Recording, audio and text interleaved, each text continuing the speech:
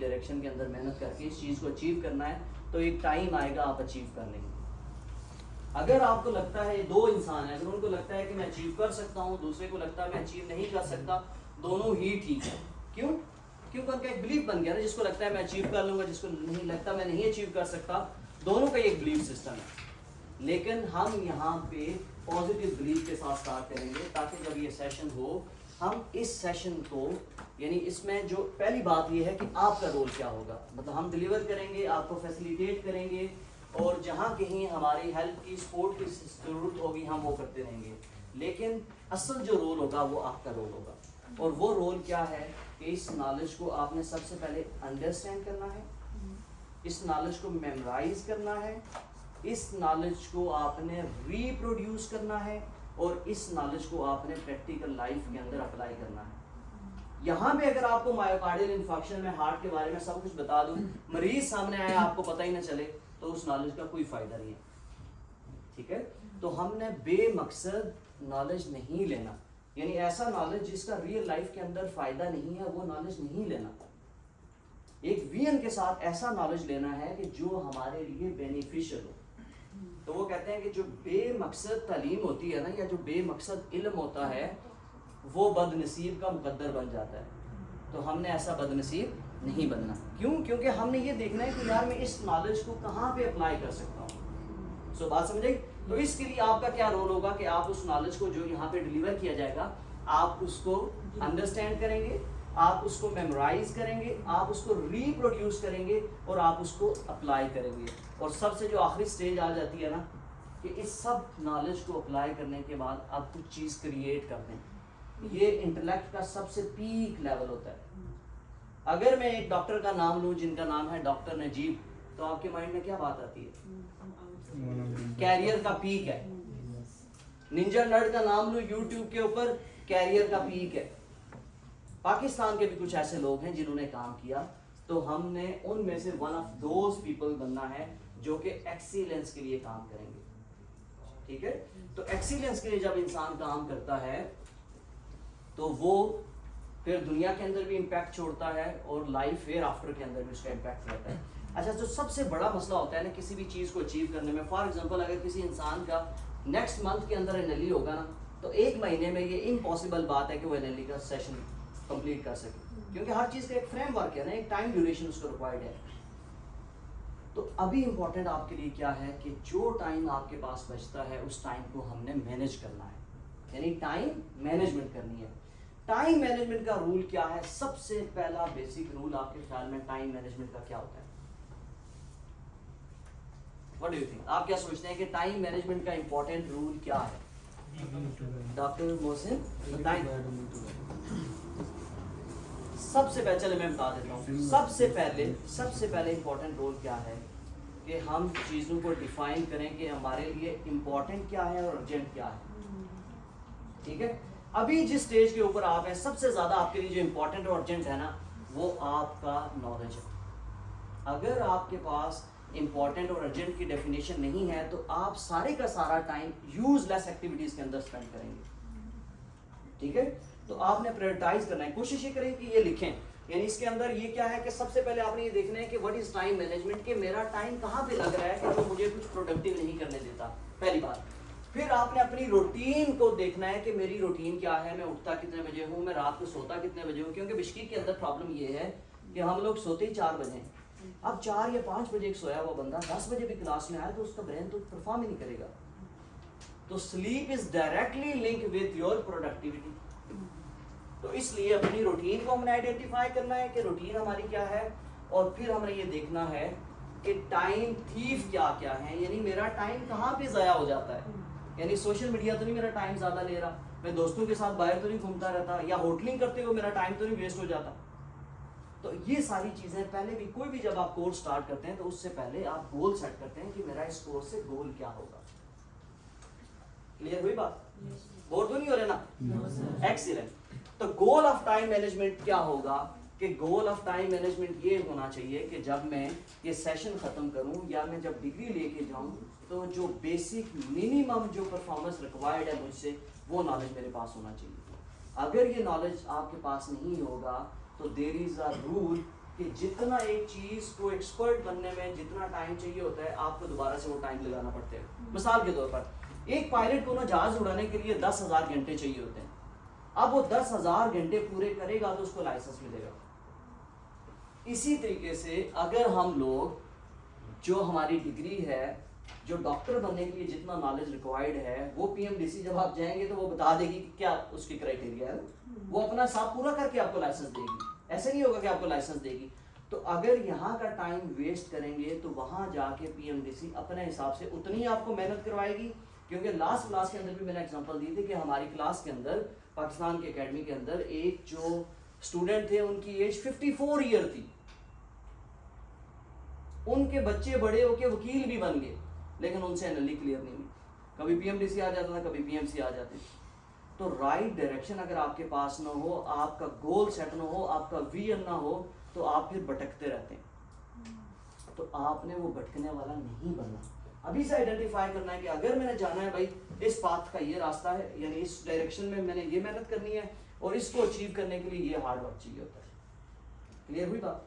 तो इसलिए अपनी रूटीन को रिव्यू करना है और देखना है कि मेरा टाइम कहाँ पे वेस्ट होता है और गोल क्या होगा, ताकि मैं ज़्यादा से ज़्यादा प्रोडक्टिव हो जाऊँ, मैं कुछ करने के काबिल हो जाऊँ। ये जो डिग्री यहाँ पे मैं कुछ 1 करोड़ प्लस जो यहाँ पे मैं इन्वेस्ट कर रहा हूँ, अगर मैं इसको सही तरीके से यूटिलाइज नहीं करूँगा, ये जस्ट वेस्ट ऑफ मनी है। और हमारी डिग्री कभी भी मरीज़ नहीं देखेगी, मरीज़ हमने खुद देखना है। वहाँ कॉपी खोल के, गूगल खोल के मरीज़ नहीं देखना। जो नॉलेज यहाँ पे होगा उससे रिप्रोड्यूस करके मरीज़ को देखना है। तो क्या करना है कि जितना भी जो नॉलेज है, जितना रिफ्लेक्सेस है, वो कहाँ पे हमने इंस्टॉल करने? ब्रेन के अंदर। और ब्रेन के अंदर किसी चीज का जाने का क्या रूल है? सबसे इंपॉर्टेंट, उस चीज को फोकस करो, कंसंट्रेशन। ओके, सो आप हम सब लोगों के अंदर अल्लाह ने ये पोटेंशियल रखी है। हमसे बहुत काबिल लोग होंगे जो जिनके पेरेंट्स सपोर्ट नहीं कर सकते थे, वो एमबीबीएस नहीं कर पाए, क्योंकि पाकिस्तान की टफ इकोनॉमिकल सिचुएशन के अंदर 1 करोड़ 1.5 करोड़ लगाना बड़ी मुश्किल बात है। लेकिन जिनके ऊपर लगा, अब उनकी जिम्मेदारी ये बनती है कि वो इसको दोबारा से रिप्रोड्यूस करें। और आप सब लोगों के अंदर ये पोटेंशियल है, ठीक है। तो जो मोटिवेशन की हमने लास्ट टाइम भी बात की थी कि अपने अंदर से पूछना है कि मैं अगर डॉक्टर बन रहा हूँ तो मैं क्यों डॉक्टर बन रहा हूँ। क्लियर हुई बात? तो ये थोड़ा सा एक इंट्रोडक्शन था, ताकि कोर्स स्टार्ट करने से पहले हमें पता हो कि हमने चीज़ों को कैसे लेके चलना है।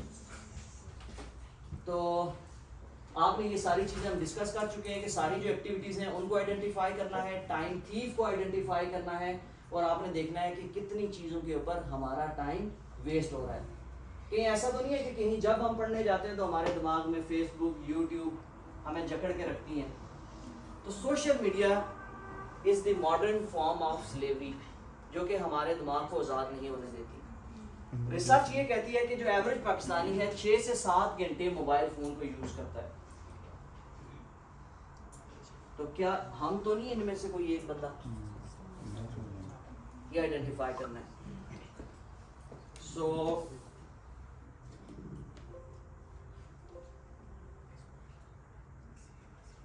ऑलराइट, सो हमने ये देखना है कि यार मेरे टाइम थीफ क्या है, कि सारे का सारा जो मेरा टाइम कोई चुरा के लेके जाता है और एंड पे 5 साल भी गुजर गए, पल्ले भी कुछ ना आया, पैसे भी लग गए ना।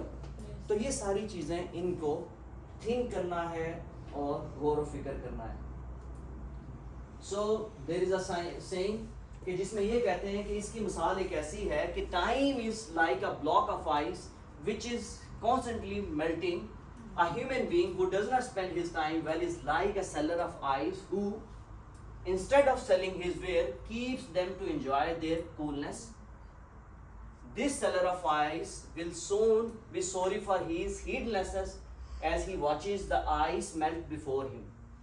यानी उसने ये मिसाल दी है कि इसकी मिसाल ऐसे है कि जैसे एक बर्फ फरोश है, वो सारा दिन उस बर्फ की ठंडक लेने के लिए उस बर्फ को बेचता नहीं है, और शाम के टाइम रोना शुरू कर देता है कि यार मेरी बर्फ नहीं बिकी।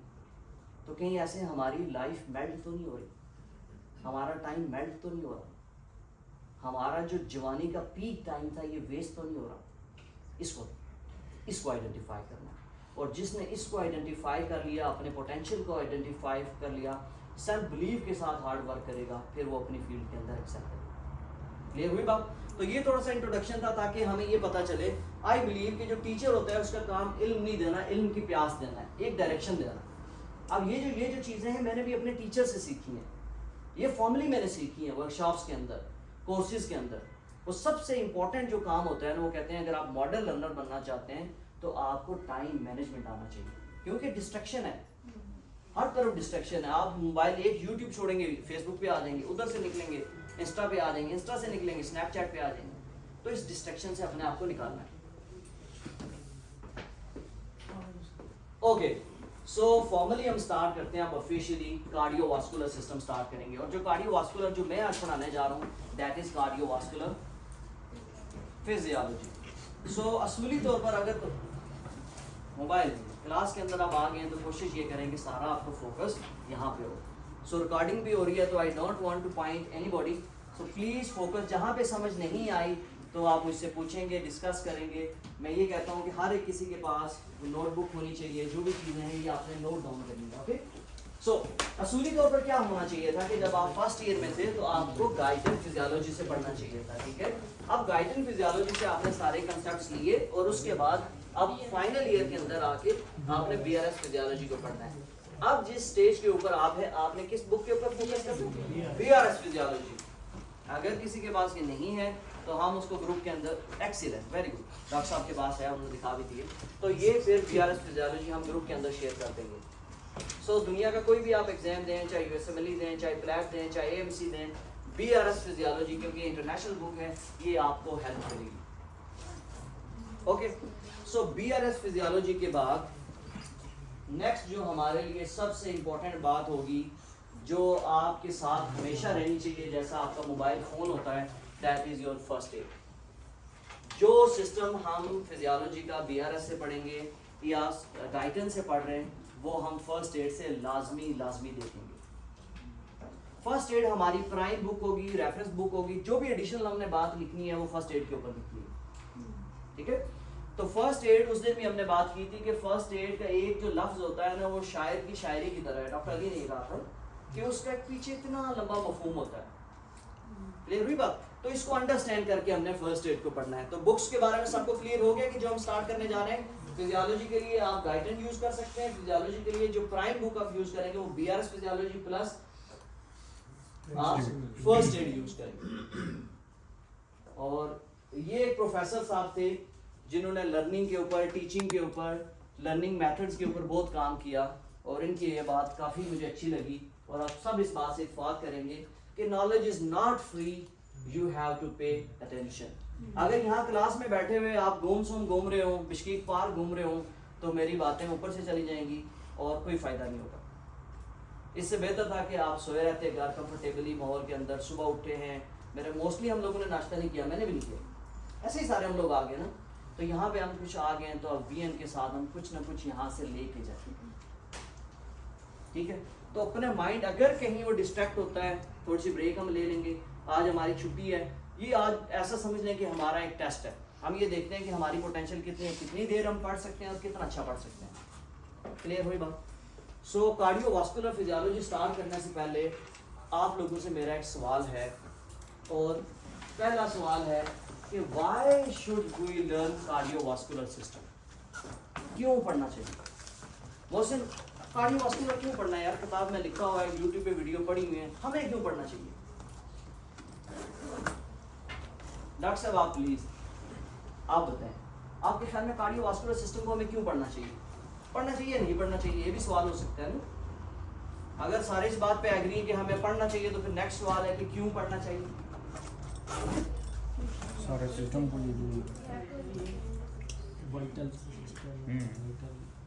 Very good. कार्डियोवास्कुलर सिस्टम इसलिए पढ़ना चाहिए कि पूरी दुनिया के अंदर जो लोग मर रहे हैं ना अभी आजकल, जो लीडिंग काज ऑफ डेथ है ना, वो कार्डियोवास्कुलर डिजीजेज हैं। पाकिस्तान के अंदर जितने लोग मरते हैं 35 से 40% जो लोगों की मौत होती है वो कार्डियोवास्कुलर डिजीजेज की वजह से होती है। मेरी अपनी फैमिली के अंदर मेरे तायाबू उनको 2 दफ़ा स्टेंटिंग हुई, मेरी ताई को स्टेंटिंग हुई, मेरे मामू को स्टेंटिंग हुई, यानी ये मैं इमीडिएट जो मेरे रिलेटिव्स हैं उनके अंदर इतने लोग मैं आपको गिनवा चुका हूँ कि उनके अंदर कार्डियोवास्कुलर डिजीज इतनी प्रेवलेंट है। तो अगर हमें हार्ट का नॉर्मल फिजियोलॉजी नहीं पता होगी, पैथोलॉजी नहीं पता होगी, उसकी मैनेजमेंट नहीं पता होगी, तो इसका मतलब ये हुआ कि हमारी फैमिली के लोग हमारे सामने हो सकता है वो एक्सपायर हो जाए। क्लियर हुई बात? तो why to learn cardiovascular system इसलिए इंपॉर्टेंट है कि पूरी दुनिया के अंदर कार्डियोवास्कुलर डिजीजेस में पहले नंबर जो लोग मर रहे हैं वो कार्डियोवास्कुलर डिजीज की वजह से मर रहे हैं, पहली बात। दूसरी बात कि इमरजेंसी के अंदर जब आप जाते हैं, अगर आपको फिजियोलॉजी नहीं आएगी, आपको पैथोलॉजी नहीं आएगी, तो इमरजेंसी के अंदर आप देखते हैं कि आप इमरजेंसी में बैठे हैं, अगर आपको MI जैसे मैंने सिनेरियो रखा तो मरीज आपके सामने आता है, आप क्या करेंगे? अगर आपको नॉलेज नहीं है तो आप तो कुछ नहीं कर सकेंगे। तो इमरजेंसी जितनी कंडीशंस होती हैं उसके लिए हमें ये नॉलेज चाहिए होता है इमरजेंसी मैनेजमेंट के अंदर। फिर क्रोनिक डिजीजेस के अंदर हर दूसरा पाकिस्तानी 50 साल की उम्र के बाद वो हाइपरटेंसिव है, BP का मरीज है। अब मेरे फादर मेरी मदर दोनों एंटी हाइपरटेंसिव ले रही है, बात समझ रहे हो? मतलब मैं ये कह रहा हूँ कि ये इतना इंपॉर्टेंट है कि हमारे घर के अंदर इतने मरीज हैं इसके। तो अगर हमें नहीं पता होगी, ये कोई फर्क नहीं पड़ता कि आप फाइनल ईयर मेडिकल स्टूडेंट हैं, आप डॉक्टर हैं, आप बच्चों के डॉक्टर हैं, आप गायनी के डॉक्टर हैं, आपके फैमिली वाले ये समझते हैं कि आप ऑलराउंडर हैं, हर कुछ आपने ट्रीट करना है। तो एट लीस्ट हर जो बेसिक जो जनरल फिजिशियन होता है वो सारी चीजें हमें पता होनी चाहिए। क्लियर हुई बात? फिर कार्डियोवास्कुलर, लेट्स सपोज अगर एक इंसान को हार्ट अटैक हो जाता है, उसने पूरी जिंदगी अपना मेडिसिन लेनी है, कार्डिक मेडिसिन लेगा, पूरी जिंदगी कार्डिक मेडिसिन लेगा।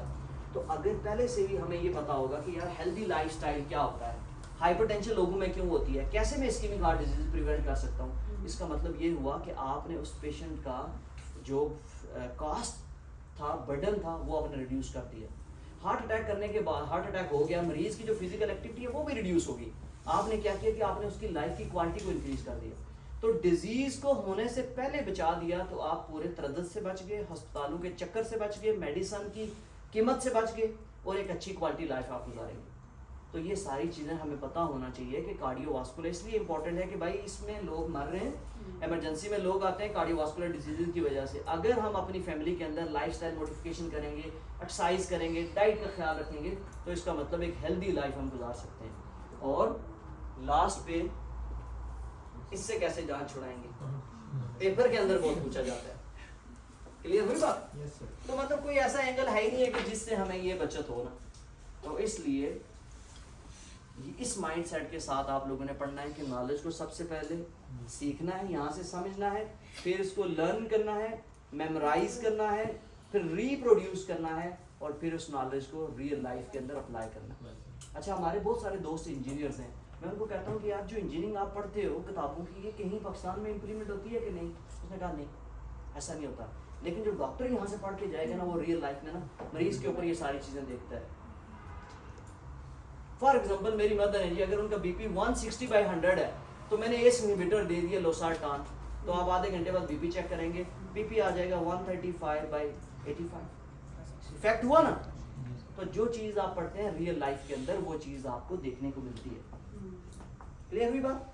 चलो अब आ जाते हैं इन तमाम कहानियों के बाद जो हमारा कार्डियोवास्कुलर सिस्टम है।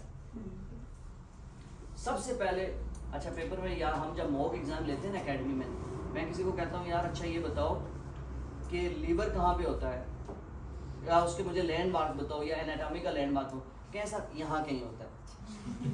समझ रहे बात को? अब इसी तरह मैं आपसे, मेरा जो पहला सवाल होगा, मुझे बताएं कि हार्ट की एनाटॉमिकल लोकेशन क्या है, तो बच्चे कहते हैं सर यहाँ कहीं होता है। तो पेपर में तो एग्जामिनर ये तो नहीं चाहता ना, पेपर में एग्जामिनर एग्जैक्ट ये चाहता है कि आपको पता हो कि उसका लैंडमार्क क्या है। तो कौन मुझे बताने जा रहा है कि what is the anatomical location of the heart, हमारा हार्ट कहाँ पे लोकेटेड होता है?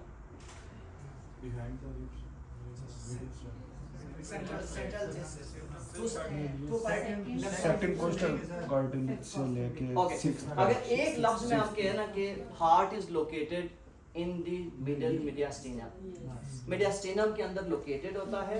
और अब मैं आपको क्या इसके लैंडमार्क बताने लगा हूं कि heart is located in the mediastinum behind the sternum, ठीक है, behind the sternum in front of the vertebra between two lungs.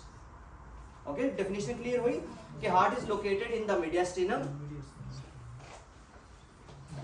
behind the sternum in front of the vertebra above the diaphragm, diaphragm के ऊपर slightly toward the left side। बात समझे? अगर आप देखेंगे ना, आप ये देखें, अगर ये हमने मिड लाइन जो मीडियास्टिनम को क्रॉस किया जब हमने, तो आप ये देखते हैं कि हार्ट का जो ज्यादातर पोर्शन है वो टुवर्ड द लेफ्ट साइड की तरफ टिल्ट हुआ हुआ है, और ये सेकंड इंटरकोस्ट स्पेस से लेकर फिफ्थ इंटरकोस्टल स्पेस तक होता है। क्लियर हुई बात? तो किसी भी ऑर्गन को सबसे पहले बताने का तरीका ये होता है कि heart is located in the mediastinum behind the sternum in front of the vertebra above the diaphragm between two lungs. Clear होगी ना? अगले को समझ आ गई कि यार ये कहाँ की बात कर रहा है। जैसे कोई मुझे कहता है कि आरएमयू कहाँ पे है, तो मैं ये कहूंगा कि मास्को से क्या है, ये स्ट्रीट जा रही है, दूसरी ये स्ट्रीट आ रही है, सारी कंप्लीट में डिस्क्रिप्शन दूंगा तो उसे समझ आएगी। तो इसी तरह जब आपको भी पूछता है कि हार्ट कहाँ पे लोकेटेड होता है, तो मीडियास्टिनम सारे लैंडमार्क आपने बताना है कि about the diaphragm between two lungs के दरमियान ये पाया जाता है, in front of the vertebra. Clear होगी बात? तो ये हमें पता चल गया कि हार्ट की लोकेशन क्या है। सो ये एक इंसान का हार्ट है। लेट्स सपोज अब मैं क्या करता हूँ, हर इंसान का जो हार्ट होता है ना, हम सबको ये बात पता होती है कि उसकी साइज ऑफ फिस्ट जितना होता है, जितनी एक इंसान की मुट्ठी होती है उसमें उसका हार्ट का साइज होता है। लेकिन ये अल्लाह ने इतनी पावरफुल मशीन बनाई, आप इमेजिन नहीं कर सकते। Let's suppose, can I have this pen? Okay, thank you. मैं कहता हूँ this is presented where I can write, इसमें लिख सकता हूँ ना मैं, ऊपर से सेलेक्ट करना पड़ेगा। साइड से जो व्हाइट बोर्ड, इसका व्हाइट बोर्ड नहीं है, ओके, मैं कैसे लिख सकता हूँ?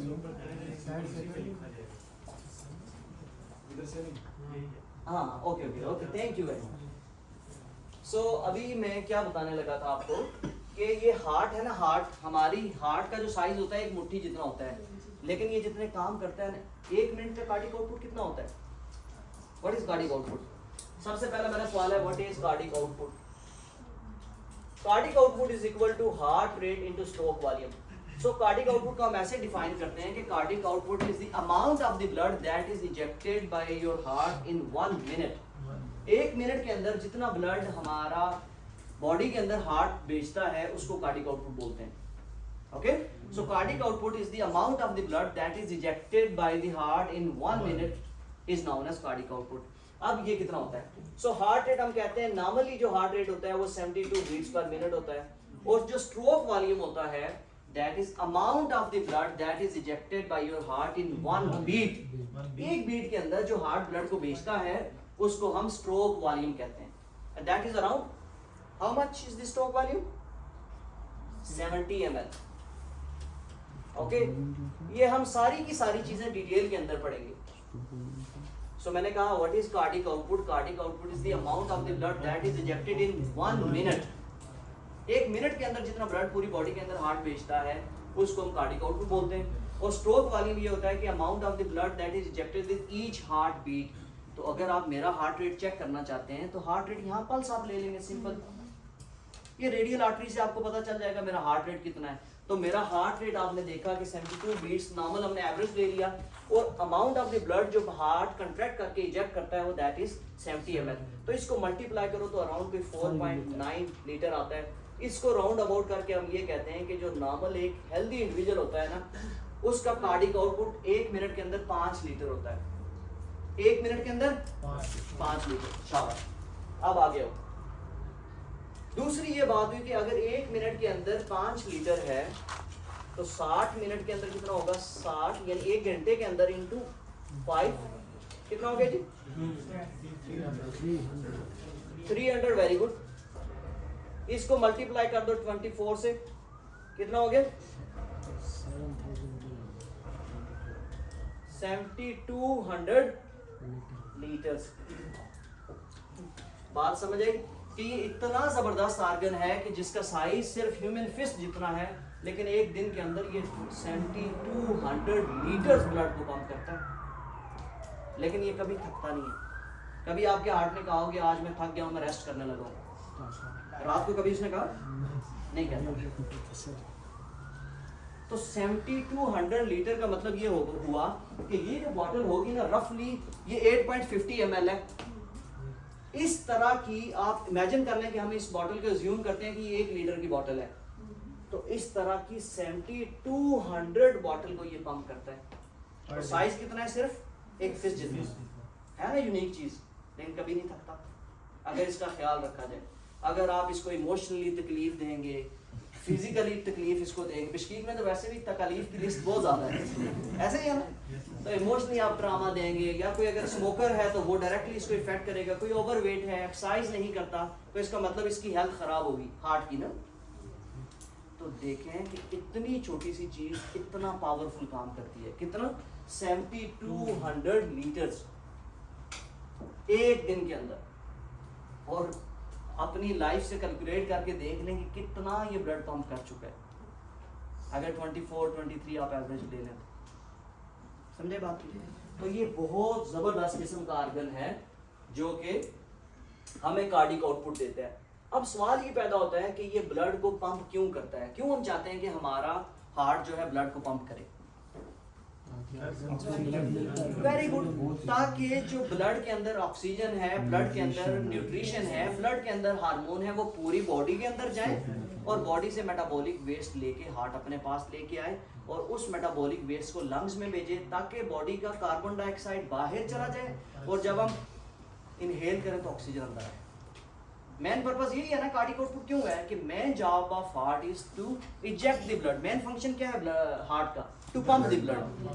तो ब्लड पंप हम क्यों करवाना चाहते हैं? ताकि ब्लड के अंदर जो ऑक्सीजन है, न्यूट्रिशन है, वो पूरी बॉडी के अंदर जाए। क्लियर हुई बात? चलो,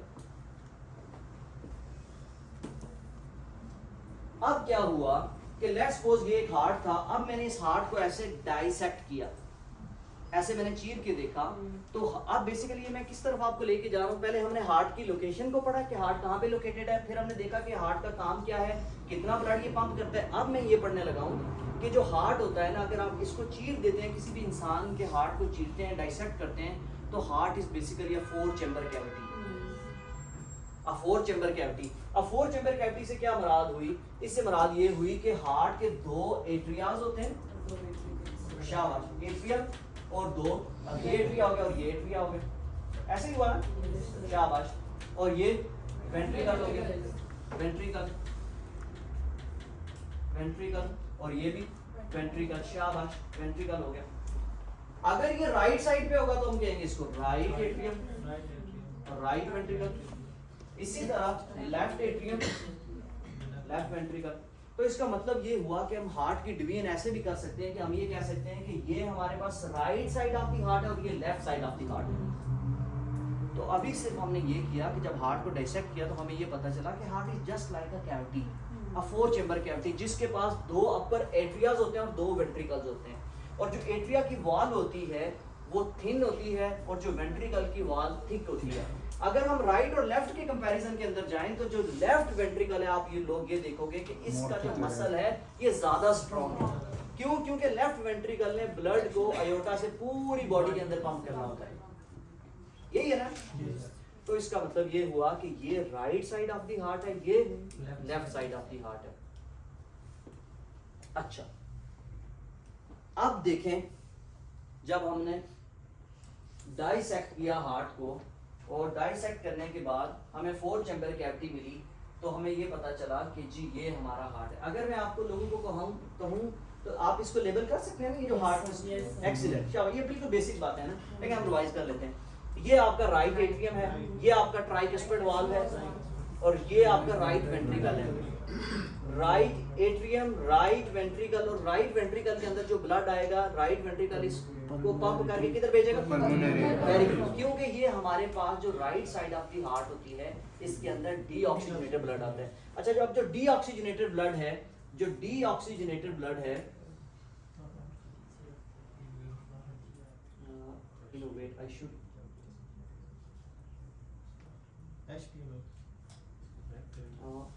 Where to most कैसे? HDMI ना? ये जो ये वाला ओके थैंक। अच्छा अगर ये देखें हमने जब हार्ट को डाइसेक्ट किया तो डाइसेक्ट करने के बाद ये पता चला कि ये 4 चैम्बर कैविटी है। अब हमने ये कहा कि हम इसको कह देते हैं ये right side of the heart है, ये left side of the heart है। अब जो right side of the heart होती है ना, पूरी बॉडी का deoxygenated blood right side of the heart के अंदर आता है। अगर हम upper half of the body की बात करें तो उसके अंदर हेड, नेक, ये सारे का सारा डीऑक्सीजनेटेड ब्लड आके यहाँ पे सुपीरियर वेना कावा से आएगा। ऐसे ही होगा ना। और जो lower half of the body होगी वो इंफीरियर वेना कावा से डीऑक्सीजनेटेड ब्लड लेके आएगी। फॉर एग्जांपल मेरे पाँव से, मेरी लेग से, मेरे एब्डोमेन से सारे का सारा डीऑक्सीजनेटेड ब्लड वो इंफीरियर वेना कावा के जरिए आएगा और राइट एट्रियम के अंदर ड्रेन कर देगा। राइट एट्रियम से ब्लड अब कहाँ पे जाएगा? राइट वेंट्रिकल के अंदर जाएगा। जब राइट वेंट्रिकल में गया तो राइट वेंट्रिकल ने इस ब्लड को पंप किया और लंग्स की तरफ भेज दिया ऑक्सीजनेशन के लिए। ये हमारे पास पल्मोनरी ट्रंक है और यहाँ से ब्लड लंग्स के पास गया और लंग्स ने ये काम किया कि ऑक्सीजन को बॉडी के अंदर ले लिया और कार्बन डाइऑक्साइड को एक्सहेल कर दिया। और वो जो ऑक्सीजनेटेड ब्लड था जो लंग्स से आया वो किसके थ्रू आएगा? अच्छा डॉक्टर साहब आप बताएं पल्मोनरी वेन के जरिए क्यों आता है ब्लड? हालांकि हम तो ये कहते हैं कि वेन्स वो होती हैं जिनके अंदर डीऑक्सीजनेटेड ब्लड होता है, ऐसे ही है ना? Yes, yes. लेकिन ये हार्ट के पास ऐसा क्यों हो रहा है कि हार्ट की जो पल्मोनरी वेन्स हैं इनके अंदर ऑक्सीजनेटेड ब्लड है? आप बता दें डॉक्टर साहब, आप बता दें। असल में ये बॉडी की एक एक्सेप्शन है जिसमें अच्छा दूसरी एक वेन की ये डेफिनेशन होती है, वेन वो होती है जो ब्लड को हार्ट की तरफ लेके जाती है। तो एक क्राइटेरिया के ऊपर ये भी मीट कर रही है कि ठीक है जी अगर वेन है तो ये हमारे पास ऑक्सीजनेटेड ब्लड लेके लेफ्ट एट्रियम में आ रही है। मौसम ये बात समझ आ रही है ना? जी सर। देखो नॉर्मली क्या होता है कि वेन सारे का सारा डीऑक्सीजनेटेड ब्लड लेके आती है, लेकिन इसके अंदर आप देखो जो पल्मोनरी वेन्स ये जो आपको नजर आ रही है ना, ये हमारे पास लेफ्ट पल्मोनरी वेन्स है। पल्मोनरी वेन्स है ना, पीवी में लिख देता हूँ पल्मोनरी वेन्स। इन वेन्स के अंदर ऑक्सीजनेटेड ब्लड आता है और ये ब्लड कहाँ से लेके आए? ये लंग से लेके आए। सो लंग से लेने के बाद ऑक्सीजनेटेड ब्लड कहाँ पे आ गया? लेफ्ट एट्रियम के अंदर। लेफ्ट एट्रियम और लेफ्ट वेंट्रिकल के दरमियान एक वाल्व होता है जिसका नाम माइट्रल वाल्व होता है और वो ब्लड आके लेफ्ट वेंट्रिकल के अंदर चला गया। अब लेफ्ट वेंट्रिकल इस ब्लड को इजेक्ट करेगा थ्रू आयोटा, पूरी बॉडी के अंदर चला जाएगा और यहाँ से थ्रू कॉमन कैरोटिड आर्टरी ऊपर चला जाएगा अपर लिम्ब का, और फिर यहाँ से ये आयोटा जाके डिसेंडिंग थोरेसिक आयोटा होगा, फिर नीचे आके एब्डोमेन में होगा, एब्डोमिनल आयोटा होगा और पूरी बॉडी को इस तरह से ब्लड मिलता रहेगा। ये बात समझ आई कि नहीं आई? डॉक्टर साहब आप ध्यान से सुनना है, मैं रिवाइज करवाता हूँ अभी। Blood flow inside the heart कैसे होता है, flow of the blood in the heart कैसे होता है, समझा रही है बात की? अभी हमने ये कहा कि जो डीऑक्सीजनेटेड ब्लड है upper half of the body का वो आता है सुपीरियर वेना कावा से, और जो lower half of the body है इसका deoxygenated blood lower inferior vena cava से आता है। So inferior vena cava superior vena cava खुलते हैं राइट एट्रियम के अंदर। राइट एट्रियम और राइट वेंट्रिकल के दरमियान एक वाल्व होता है जिसका नाम ट्राइकस्पिड वाल्व है। Okay very good, tricuspid valve होता है। और जब ये ब्लड इस वाल्व को क्रॉस करके राइट वेंट्रिकल के अंदर आता है तो राइट वेंट्रिकल इस डीऑक्सीजनेटेड ब्लड को पंप करता है लंग्स के पास, और लंग्स कार्बन डाइऑक्साइड को बाहर भेज देते हैं और वहां से ऑक्सीजन लेते हैं। वो जो ऑक्सीजनेटेड ब्लड होता है through pair of pulmonary veins left atrium में आता है। लेफ्ट एट्रियम और लेफ्ट वेंट्रिकल के दरमियान एक वाल्व होता है जिसका नाम माइट्रल वाल्व है, उसको क्रॉस करता है, आप लेफ्ट वेंट्रिकल के अंदर आता है। और जो लेफ्ट वेंट्रिकल होता है ये सारे का सारा ब्लड इसको इजेक्ट करके थ्रू आयोटा पूरी बॉडी के अंदर भेज देता है, और इस तरह ये सर्किट चलता रहता है। तो इसको कहते हैं कि flow of the blood inside the heart. समझाई बात की? अब राइट वेंट्रिकल से लेकर ना जो ब्लड लंग्स तक जाता है ना, हम इसको कहते हैं या राइट साइड ऑफ द जो हार्ट है ना, और इसके साथ आगे जो सर्कुलेशन कनेक्टेड है हम इसको कह देते हैं कि ये पल्मोनरी सर्कुलेशन है। कह सकते हैं ना? लंग्स में जा रही है, वेरी गुड, लंग्स में जा रही है, इसको हम कहेंगे ये पल्मोनरी सर्कुलेशन है। तो जो पल्मोनरी सर्कुलेशन होती है ना, ये लो प्रेशर और लो रेजिस्टेंस सर्कुलेशन होती है। क्योंकि देखो इसका लंग का हार्ट कहाँ पे पड़ा होता है? बिटवीन लंग्स था, तो इसको इतनी ज्यादा फोर्स या इसकी जो मसल वॉल है ये ज्यादा स्ट्रांग ना भी हो तो ये लंग्स तक ब्लड पहुंचा देगा। लेकिन लेफ्ट वेंट्रिकल को ब्लड मेरे सर से लेकर मेरे पाँव के नाखून तक ब्लड देना होगा। तो इसका मतलब ये हुआ कि जो left side of the heart है, इसके एक तो मसल स्ट्रांग होने चाहिए, इसकी कंट्रैक्शन स्ट्रांग होनी चाहिए और इसका प्रेशर स्ट्रांग होना चाहिए। कंसेप्ट समझा रही है ना बात की? तो राइट जो वेंट्रिकल से लेकर लंग्स तक जो सर्कुलेशन होती है उसको क्या बोलते हैं? Pulmonary circulation. और पल्मोनरी सर्कुलेशन की क्या खास बात होती है कि ये low pressure low resistance circulation होती है। लेकिन जो हमारे पास सिस्टेमिक सर्कुलेशन है, जो लेफ्ट वेंट्रिकल से ब्लड निकलकर पूरी बॉडी में जाता है, वो हाई प्रेशर और हाई रेजिस्टेंस सर्कुलेशन होती है। क्लियर होगी बात? तो अभी सिर्फ हमने क्या पढ़ा? सबसे पहले हमने पढ़ा कि anatomical location of the heart क्या है, फिर हमने हार्ट को डाइसेक्ट किया, उसके डिफरेंट पार्ट्स को देखा, फिर हमने देखा flow of the blood inside the heart कैसे होता है, फिर हमने देखा कि what is pulmonary circulation and what is systemic circulation. Clear होगी बात? ओके, आप लोग इस डायग्राम से देख सकते हो कि डीऑक्सीजनेटेड ब्लड, सारे का सारा जो डीऑक्सीजनेटेड ब्लड, ये डायग्राम आपको नजर आ रही है ना? Very good. डीऑक्सीजनेटेड ब्लड हमने ये कहा था कि upper half of the body, जिसमें हेड हो गया, नेक हो गया, अपर चेस्ट का रीजन हो गया, ये सारे का सारा आता है राइट एट्रियम के अंदर। और lower half of the body ये आपको नजर आ रहा है कि ये सारी वेन्यूल्स ने मिलके वेन्स बनाई, वेन्स ने मिलके वेना कावा बनाया और वेना कावा आके ड्रेन करता है राइट एट्रियम के अंदर। राइट एट्रियम के अंदर जब डीऑक्सीजनेटेड ब्लड आया, ट्राइकस्पिड वाल को क्रॉस किया और ये ब्लड अब चला गया लंग्स के पास। लंग्स से इस ब्लड ने कार्बन डाइऑक्साइड को बाहर भेज दिया, वहां से ऑक्सीजन को लिया और ऑक्सीजन लेके through pair of pulmonary veins left atrium के पास आ गया। लेफ्ट एट्रियम और लेफ्ट वेंट्रिकल के दरमियान एक वाल था जिसका नाम माइट्रल वाल था। इस वाल को इसने क्रॉस किया और वेंट्रिकल में जब आया तो वेंट्रिकल ने इस ब्लड को इजेक्ट किया अयोटा के अंदर। यहाँ से अयोटा की जो ब्रांचेस थी ऊपर वाली, ये हेड के पास ले गई और ये जो अयोटा था ये डिसेंडिंग थोरेसिक अयोटा आया, एब्डोमिनल अयोटा हुआ और अयोटा से आके डिफरेंट आर्टरीज पैरेलल आके निकलती गई। तो जब भी एक आर्टरी होती है, आर्टरी आगे जाके क्या बनाती है? एक्सीलेंट, आर्टीरियोल बनाती है। और आर्टीरियोल आगे जाके क्या बनाता है? आर्टीरियोल आगे क्या बनाता है? आर्टीरियोल आगे मेटा आर्टीरियोल। ओके, आर्टीरियोल, फिर मेटा आर्टीरियोल और फिर कैपिलरीज, फिर वेन्यूल्स। अच्छा, कैपिलरी ये देखें, यहाँ पे site of exchange of fluid होगी। जितना भी हमने कहा था कि कार्डियोवास्कुलर सिस्टम का काम क्या है कि वो ब्लड को जो न्यूट्रिशन है वो टिश्यूज तक लेके जाए। तो जो ब्लड हमारे लेफ्ट वेंट्रिकल ने इंजेक्ट किया था, अयोटा के जरिए ऑक्सीजनेटेड ब्लड आया, आर्टरी के बाद आर्टीरियोल आया, आर्टीरियोल के बाद कैपिलरी आई और कैपिलरी के लेवल के ऊपर एक्सचेंज ऑफ फ्लूइड हुई। अब लेट्स सपोज ये आप इमेजिन करें कि यहाँ पे ना कुछ टिश्यूज थे, ये ब्लड इन टिश्यूज को मिला, ये ब्लड इन टिश्यूज को मिला, ये टिश्यू कुछ पड़े हुए थे, इन टिश्यूज को मिला ये ब्लड और यहाँ से ये ब्लड आया, यानी प्लाज्मा आया, प्लाज्मा ने टिश्यू को परफ्यूज किया और यहाँ से मेटाबॉलिक वेस्ट लेके वेन्यूल्स बनी, फिर वेन्यूल्स ने मिलके वेन्स को बनाया, ऐसे ही होगा ना? और वेन्स ने मिलके वेना कावा बनाया, वेना, और इस तरह से ये कंटिन्यूअसली सर्किट चलता रहती है। तो जब भी हम बात करते हैं कार्डियोवास्कुलर सिस्टम की, तो इसका मतलब ये हुआ कि कार्डियो का मतलब हो गया हार्ट, वेसल्स का मतलब हो गया सारी ब्लड वेसल्स, और सिस्टम का मतलब ये हुआ कि जब ये एज अ यूनिट काम करती है हम इसको कार्डियोवास्कुलर सिस्टम बोलते हैं। क्लियर होगी बात? ये बिल्कुल बेसिक इंट्रोडक्शन था। अब हम स्लाइटली ऐसे चीजों को एडवांस लेवल के ऊपर लेके जाएंगे। यहाँ पे मैं आपके साथ एक इंटरेस्टिंग फैक्ट शेयर करना चाहता हूँ और वो क्या है कि कार्डियोवास्कुलर सिस्टम, अभी आप लोगों ने ये कहा कि कार्डियोवास्कुलर सिस्टम दो चीजों का मजमुआ है। सीरियस अब हम तब बोलेंगे जब उसके अंदर ब्लड हार्ट होगी और प्लस ब्लड वेसल्स होगी।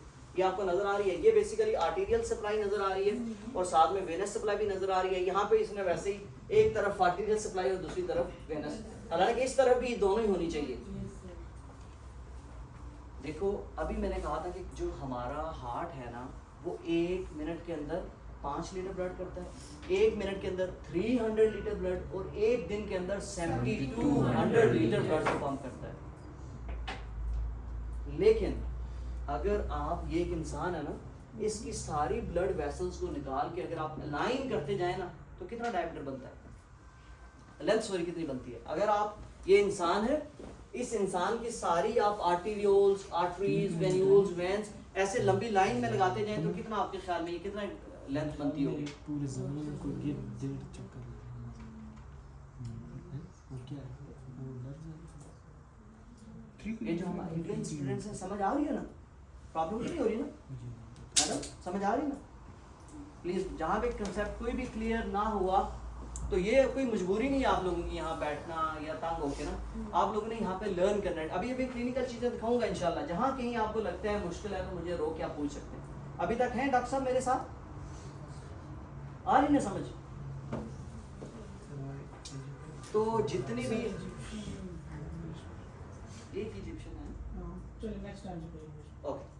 सो क्या हुआ कि ये जितनी भी ब्लड वेसल्स है ना, अगर आप एक इंसान की ब्लड वेसल को निकाल कर ना मोशन ऐसे लंबे करते जाओगे ना, तो इनका जो लेंथ है कितने किलोमीटर में पता है कितनी बनती है? 1,00,000 किलोमीटर पर स्क्वायर। यानी हमारी जो ब्लड वेसल्स हैं वो दुनिया के गिर्द 2.5 चक्कर लगा सकती हैं।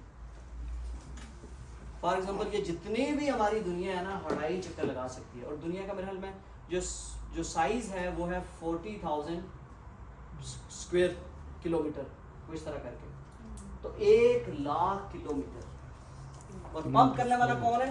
ये जो आपका हार्ट, ये जो हार्ट यहाँ पे बैठा है, कितनी जबरदस्त मशीन नहीं है कि 7200 लीटर पंप करता है। और एक दिन के अंदर आप ये देख लें कि जब वो जो पूरा ब्लड सर्कुलेट होता है वो 1,00,000 किलोमीटर में जाके सर्कुलेट होता है। क्लियर होगी बात? ओके। सो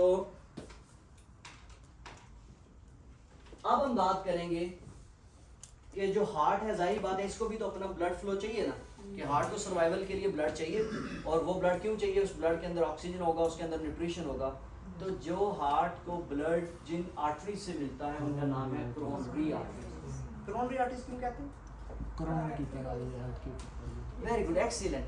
जैसे क्राउन होता है ना, किसी के सर के ऊपर ताज होता है, तो कोरोनरी आर्टरीज भी हार्ट को एज अ क्राउन आप देखें कि इन्होंने पूरे का पूरा इसको रैप किया हुआ है। ओके। सो जो ब्लड फ्लो, एक हमने पढ़ा है कि flow of the blood inside the heart, कि यानी सुपीरियर वेना कावा से आया, इंफीरियर वेना कावा से राइट साइड पे लेफ्ट, वो हमने एक डिटेल पढ़ी। अब हम ये देखने लगे हैं कि जो ब्लड है वो हार्ट के मसल्स को खुद कैसे मिलता है। तो हार्ट को जो ब्लड सप्लाई होती है वो 2 कोरोनरी आर्टरीज से होती है। कौन कौन सी कोरोनरी आर्टरीज होती हैं जी? डॉक्टर साहब बताएं, कौन कौन सी कोरोनरी आर्टरीज होती हैं? आप बताएं। कोरोनरी आर्टरीज का पता है आपको? मार्जिनल ब्रांच कितनी कोरोनरी आर्टरीज होती राइट होती है, लेफ्ट होती है। राइट की एक मार्जिनल सर्कमफ्रेंस निकालती है, बैक साइड पे जो जा रही है, right anterior descending left anterior descending. ये मेन दो, फिर उनकी सर्कमफ्लेक्स का हो रहा है, दूसरी मार्जिन मार्जिनल ब्रांच।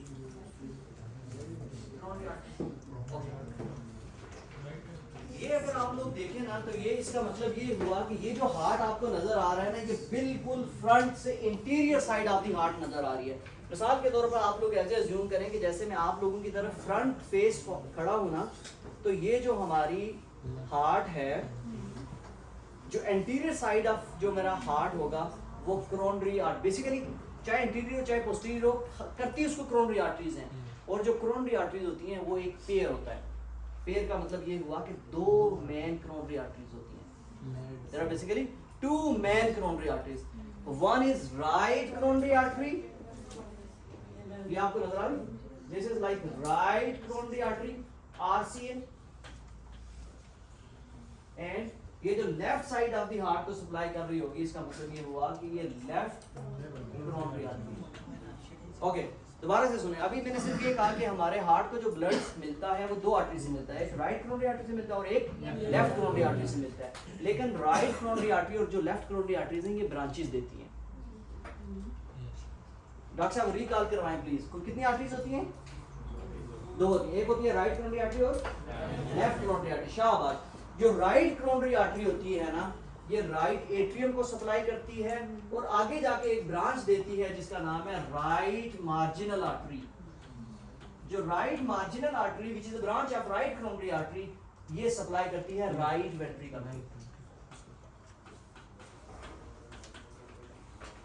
अच्छा, फिर जो राइट कोरोनरी आर्टरी है, आपको पता है कि राइट एट्रियम के अंदर जो हमारा natural pacemaker of the heart है, दैट इज एसए नोड। यहाँ पे एसए नोड होता है ना, एसए नोड होता है। तो right coronary artery SA node को भी सप्लाई करती है। इसका मतलब ये हुआ कि अगर किसी पेशेंट के राइट कोरोनरी आर्टरी के अंदर क्लॉट बन जाएगा तो उसका एसए नोड की ऑटोमेटिसिटी डैमेज हो जाएगी, तो उस मरीज को हार्ट ब्लॉक होना शुरू हो जाएगा। क्लियर हुई बात? सो राइट कोरोनरी आर्टरी होती है, लेफ्ट कोरोनरी आर्टरी होती है। Right coronary artery right atrium को सप्लाई करती है, और राइट कोरोनरी आर्टरी की एक ब्रांच होती है जिसका नाम है राइट मार्जिनल आर्टरी, जो राइट वेंट्रिकल को सप्लाई करती है। इसी तरह जो लेफ्ट कोरोनरी आर्टरी होती है, ये एक ब्रांच देती है, ये आप लोग यहाँ पे देख सकते हो कि ये एक ब्रांच देती है जिसका नाम है लेफ्ट सर्कमफ्लेक्स आर्टरी। जो लेफ्ट सर्कमफ्लेक्स आर्टरी है, ये लेफ्ट एट्रियम को सप्लाई करती है, लेफ्ट एट्रियम के इंटीरियर पार्ट को, लेफ्ट एट्रियम के लैटरल पार्ट को, और लेफ्ट एट्रियम के पोस्टीरियर पार्ट को सप्लाई करती है। कौन सी आर्टरी? Left circumflex artery. और जब ये लेफ्ट मेन कोरोनरी आर्टरी नीचे आती है तो इसका नाम चेंज हो जाता है, इसको बोलते हैं लेफ्ट इंटीरियर डिसेंडिंग आर्टरी, लाडा इसको बोलते हैं। ये जो नजर आ रही है ना, ये जहाँ पे लेबर हुई है, ये जो मेन आर्टरी है। सो यहाँ पे दोबारा से देखो, ये निकली राइट कोरोनरी आर्टरी आरसीए और right marginal artery. Clear? Left coronary artery आगे आके ब्रांच दी लेफ्ट सर्कमफ्लेक्स आर्टरी और left anterior descending artery. Clear हुई बात? तो सिर्फ हमने ये कहा कि जो हमारे हार्ट को सप्लाई करती हैं वो कोरोनरी आर्टरी सप्लाई करती हैं, एक राइट कोरोनरी आर्टरी, एक लेफ्ट कोरोनरी आर्टरी। ठीक है मुझसे?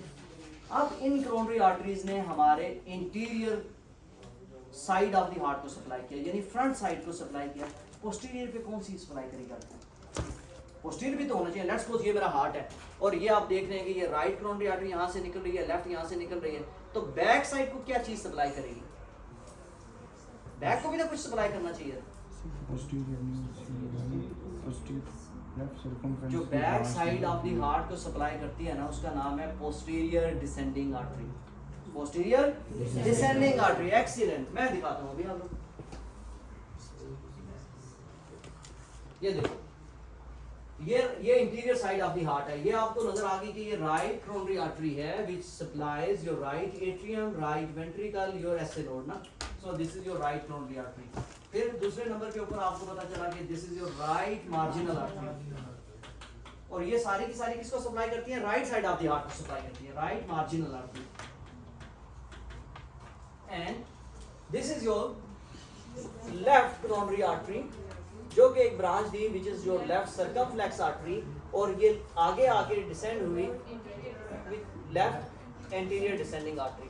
अब देखो, अब यही आर्टरीज ना पीछे जाके एनास्टोमोज करती हैं और बनाती हैं पोस्टीरियर डिसेंडिंग। पोस्टीरियर का मतलब होता है पीछे, डिसेंडिंग जो डाउन आ रही है, और आर्टरी का मतलब जो ब्लड सप्लाई कर रही है।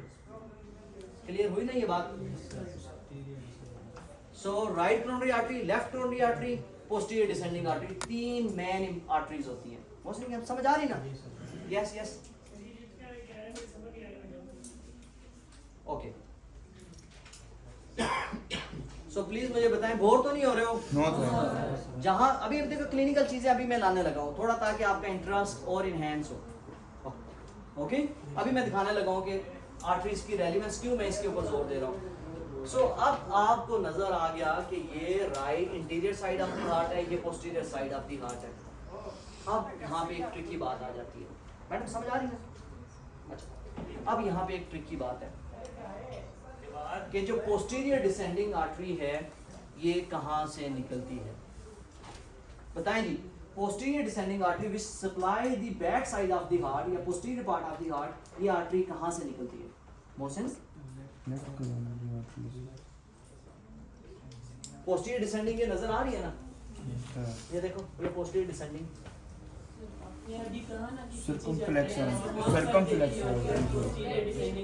Okay, very good. अब दुनिया के जितने, अगर मैं कहूँ कि दुनिया के 85% लोग जो है ना, मिसाल के तौर पर इसकी एग्जांपल हम ऐसे लेते हैं, हम कहते हैं क्लास के अंदर 100 लोग बैठे हुए हैं, क्लास के 85 लोगों के अंदर 85 लोगों के अंदर जो पोस्टीरियर डिसेंडिंग आर्टरी होगी वो राइट कोरोनरी आर्टरी से निकल के आएगी। मोहसिन की बात हजम हुई कि नहीं हुई? नहीं। दुनिया के 85% लोगों में जो पोस्टीरियर डिसेंडिंग आर्टरी है that supplies the back side of the heart originates from the right coronary artery. That's why we call this circulation as right dominant circulation. Mohsin, अगर 100 लोग हम यहाँ पे बैठे हुए हैं ना, 100 लोग यहाँ पे बैठे हुए हैं तो 85 लोगों के अंदर जो सर्कुलेशन होगी वो राइट डोमिनेंट सर्कुलेशन होगी। क्यों? क्योंकि जो राइट कोरोनरी आर्टरी है वो निकलती है, सॉरी पोस्टीरियर डिसेंडिंग आर्टरी निकलती है राइट कोरोनरी आर्टरी से, और इसको हम बोलेंगे कि this is right dominant circulation. Dominant circulation. अब फिर हम कुछ लोगों में बोलेंगे कि ये लेफ्ट डोमिनेंट सर्कुलेशन होती है। 10% आई थिंक, ओके, 10% लोगों के अंदर लेफ्ट डोमिनेंट सर्कुलेशन होती है, लेफ्ट डोमिनेंट सर्कुलेशन। इसका मतलब ये हुआ कि जो artery back side of the heart को सप्लाई कर रही है वो ओरिजिनेट होगी कहाँ से? इतने साइंस सादी नहीं है।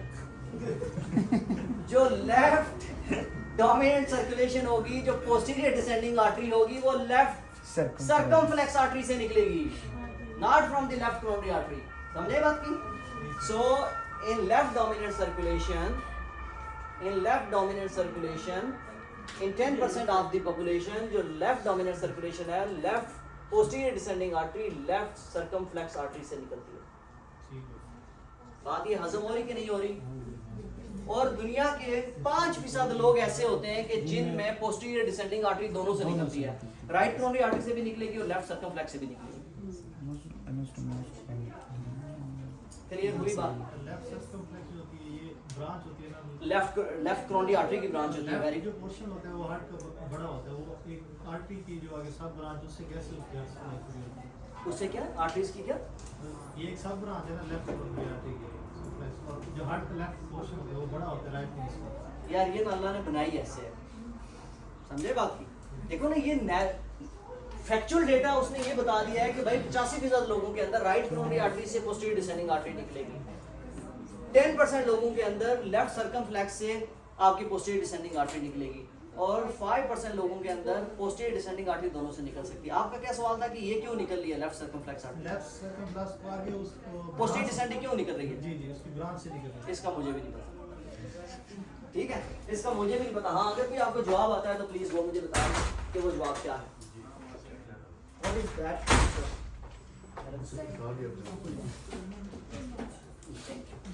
ओके, क्लियर हुई बात? अच्छा, ये आर्टरीज के ऊपर मैंने इतना जोर क्यों दिया है, उसकी वजह।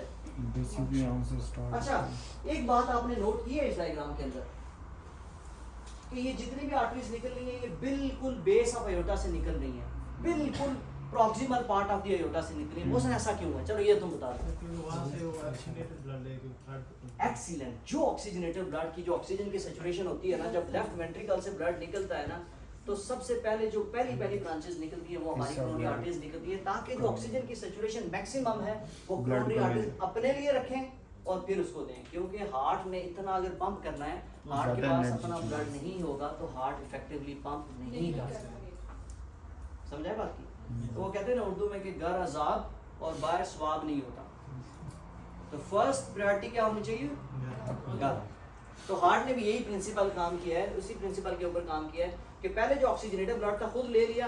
जाहिर बात है अगर हम इसको ऑक्सीजनेटेड ब्लड नहीं देंगे तो ये खराब हो जाएगा, इसके सेल डेड होना शुरू हो जाएंगे, और इसके सेल डेड हो जाएं तो बंदा डेड हो जाता है। क्योंकि आपको पता है ना, हार्ट अटैक होने के बाद within 1 hour there is risk of ventricular fibrillation, और इसी वजह से ज़्यादातर लोग हार्ट अटैक के बाद 1 घंटे में जिनकी डेथ हो जाती है उसको बोलते हैं सडन कार्डियक डेथ। और वो किस वजह से होती है? एरिथमिया की वजह से होती है। वो हम डिटेल के अंदर पढ़ेंगे एरिथमिया क्यों होते हैं। तो ये समझे बात की? अब ये देखें, नॉर्मली क्या होना चाहिए कि जो भी नॉर्मल लोग हैं उनके अंदर जो लेफ्ट इंटीरियर डिसेंडिंग आर्टरी है या राइट कोरोनरी आर्टरी है वो बिल्कुल ऐसे प्लेन होनी चाहिए, इसमें कुछ भी नहीं होना चाहिए। लेकिन अगर हम ओबीस होंगे, एक्सरसाइज नहीं करेंगे, अपनी डाइट का ख्याल नहीं रखेंगे, फिजिकल एक्टिविटी नहीं होगी, हाई कोलेस्ट्रॉल या फैट वाली चीज़ें लेंगे, तो उसके नतीजे में क्या होगा कि ये सारी की सारी जो हमारी आर्टरीज हैं इनके अंदर क्या बिल्डअप होना शुरू हो जाएगा, प्लैक बनना शुरू हो जाएगा। और जब प्लैक बन जाएगा तो ये एक्लूजन करवा देगा। जब एक्लूजन होगी तो हमारा जो मायोकार्डियम है इसको ब्लड फ्लो और दुनिया में जितने भी हार्ट अटैक होते हैं 65% जो हार्ट अटैक्स होते हैं ना वो लेफ्ट इंटीरियर डिसेंडिंग आर्टरी के अंदर होते हैं। समझे बात? मौसम क्लियर होगी ना बात? Okay, very good. अब उसके बाद कोई 35% जो होते हैं ना या 30% वो आपकी राइट कोरोनरी आर्टरी के अंदर होते हैं। समझ आ रही मैडम? ये मैंने क्या, प्लीज रिवाइज करवा दें मुझे कोरोनरी आर्टरीज, आप रिवाइज करवा दें आप। हाँ प्लीज, कोरोनरी आर्टरीज के बारे में हमने क्या पढ़ा है? आप मैडम हाँ जी रिवाइज करवाएं एक दफा। हमने क्या पढ़ा है कोरोनरी आर्टरीज के बारे में? दो कोरोनरी आर्टरीज होती है, राइट कोरोनरी आर्टरी और left coronary artery. Right coronary artery किसको सप्लाई करेगी?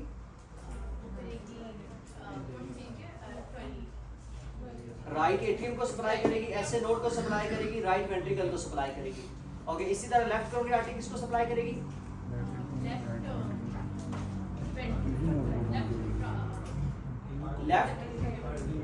लेफ्ट एट्रियम और लेफ्ट वेंट्रिकल को। लेफ्ट मेन जो कोरोनरी आर्टरी होती है वो आगे आके ब्रांच देती है, उस ब्रांच का नाम है लेफ्ट सर्कमफ्लेक्स आर्टरी, जो हमारे लेफ्ट एट्रियम को, इंटीरियर वाल को, लेफ्ट एट्रियम की लैटरल वाल को, लेफ्ट एट्रियम की पोस्टीरियर वाल को सप्लाई करती है। और फिर नीचे जो लेफ्ट कोरोनरी आर्टरी है आगे आके ब्रांच देती है जिसका नाम है लेफ्ट इंटीरियर डिसेंडिंग आर्टरी, जो हमारे वेंट्रिकल को, इंट्रा वेंट्रिकुलर सेप्टम को सप्लाई करती है। क्लियर हुई बात? और यही वजह है कि दुनिया के अंदर सबसे ज्यादा जो हार्ट अटैक होते हैं वो इस आर्टरी के अंदर होते हैं। ठीक है? और किस वजह से होते हैं? प्लैक की वजह से, एथेरोस्क्लेरोसिस की वजह से। सर एवी नोड जो होगा उसको भी लेफ्ट कोरोनरी डिसेंडिंग करेगी? Excellent question. एवी नोड को कौन सी आर्टरी सप्लाई करेगी? मौसम बता दो। ये बड़ा ट्रिकी सवाल इन्होंने पूछा। आगे हम इंशाल्लाह ऑटोमेटिसिटी ऑफ द हार्ट में डिस्कस करेंगे, लेकिन ये बताएं कि जो ऐसे नोड को किसने सप्लाई किया? Right node. एवी नोड को कौन सी आर्टरी सप्लाई करेगी? लेफ्ट साइड वाली, लेफ्ट वाली। अच्छा, इसको राइट कोरोनरी आर्टरी भी सप्लाई कर सकती है और लेफ्ट कोरोनरी आर्टरी भी सप्लाई कर सकती है। ये एक्सेप्शन है, हम डिटेल के अंदर पढ़ेंगे इसको। क्लियर हुई बात? तो अगर देखें फॉर एग्जांपल, अब किसी की आर्टरी के अंदर ओक्लूजन हो गई है, अब आर्टरी को स्टडी करना क्यों इंपॉर्टेंट है?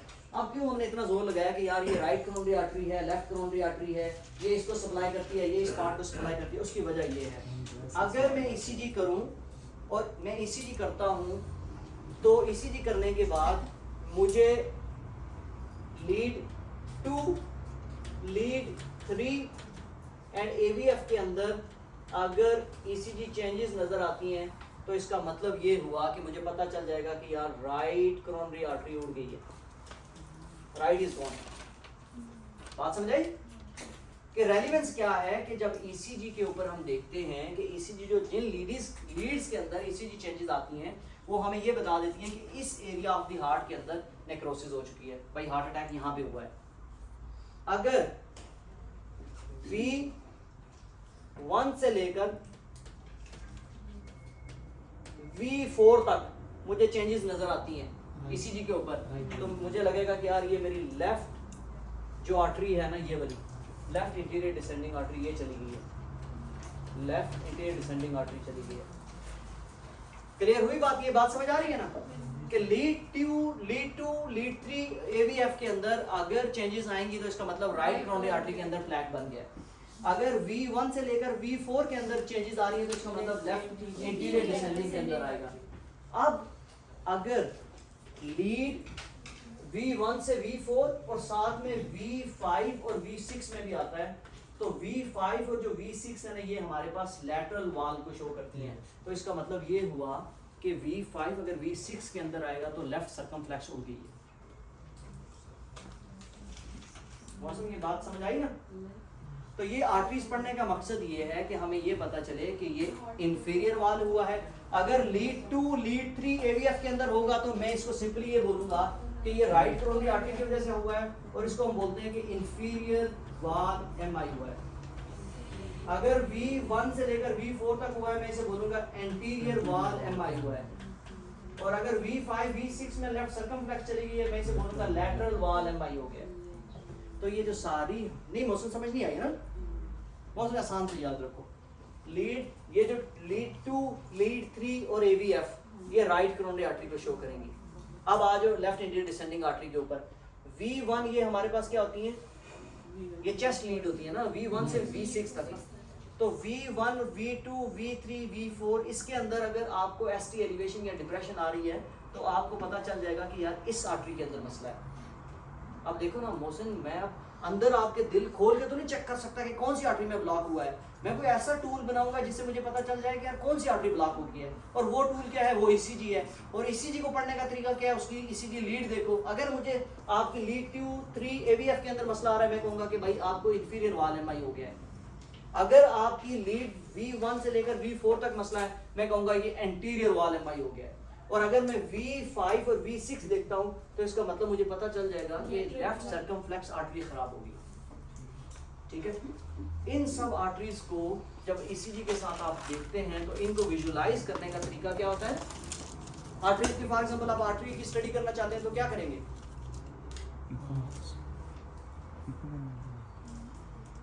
आप सिंपली कोरोनरी एंजियोग्राफी करवा देंगे ना। समझे बात की, अगर आर्टरीज की आप स्टडी करना चाहते हैं कि कौन सी आर्टरी में कहां पे ब्लॉकेज आई है तो फिर आप क्या करेंगे, कोरोनरी एंजियोग्राफी, इसको PCI भी बोलते हैं, परक्यूटेनियस कोरोनरी एंजियोग्राफी।